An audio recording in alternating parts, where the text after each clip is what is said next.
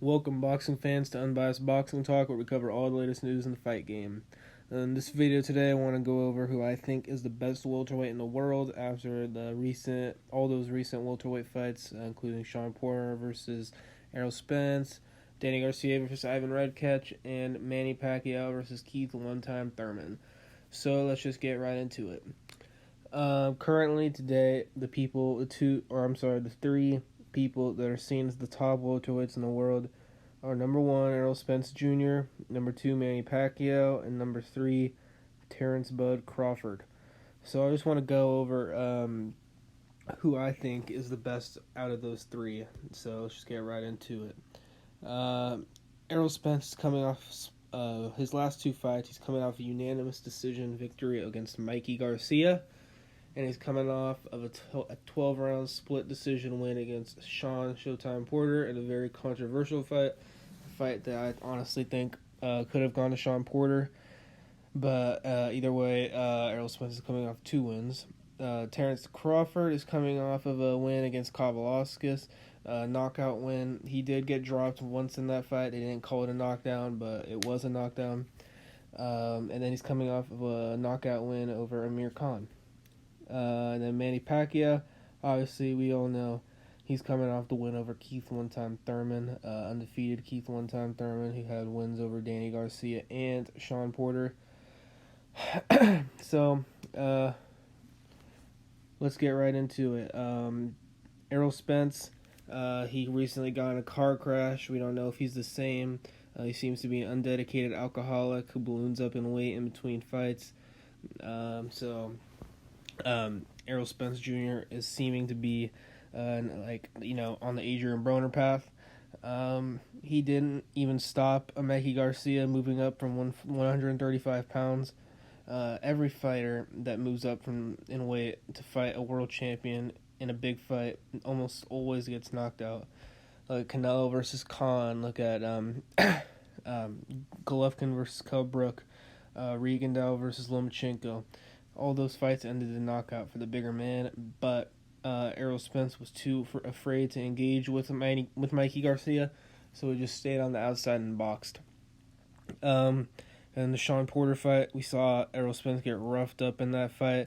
He got pushed to his limits, and honestly, he could have lost that fight, but they gave him the decision. And then Manny Pacquiao, coming off of a very good win over Keith One-Time Thurman. He got the knockdown, I believe in the first round it was. Then he just looked great in that fight. And Errol Spence Jr. against Kavaliauskas, he did look great, put on a dominant performance. He just got caught with a shot, fighting in a style that really isn't his own style. And then he has the Amir Khan knockout. We also see that Manny Pacquiao lost to Jeff Horn, and Terence Crawford's first win at welterweight was a dominant knockout win over Jeff Horn. So we see, even though they really haven't fought, that Terence Crawford has a win over the guy that beat Manny Pacquiao. So that just goes to show how real good Terence Crawford really is, because he dominated the guy that beat the legend Manny Pacquiao, even though this isn't the same Manny Pacquiao that was years ago. So you can make a case that Manny Pacquiao is the best 147-pounder because he has that win over Keith Thurman, but he does have that loss recently to it was 3 years ago to Jeff Horn, but really the people that people see as the two best welterweights are Errol Spence and Terence Crawford. So stylistically, let's compare those two fighters. We see that Terence Crawford has one of the best skill sets in boxing today.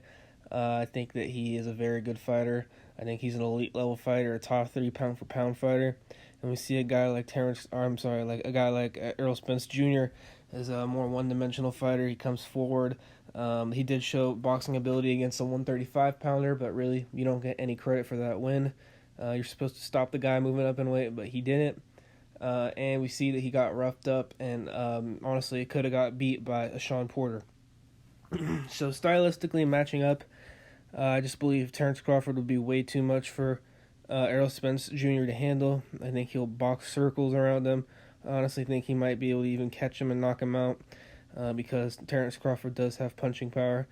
And honestly, I think it would be an easy win for Terence Crawford. I think he's the best welterweight out there. He's undisputed at 140.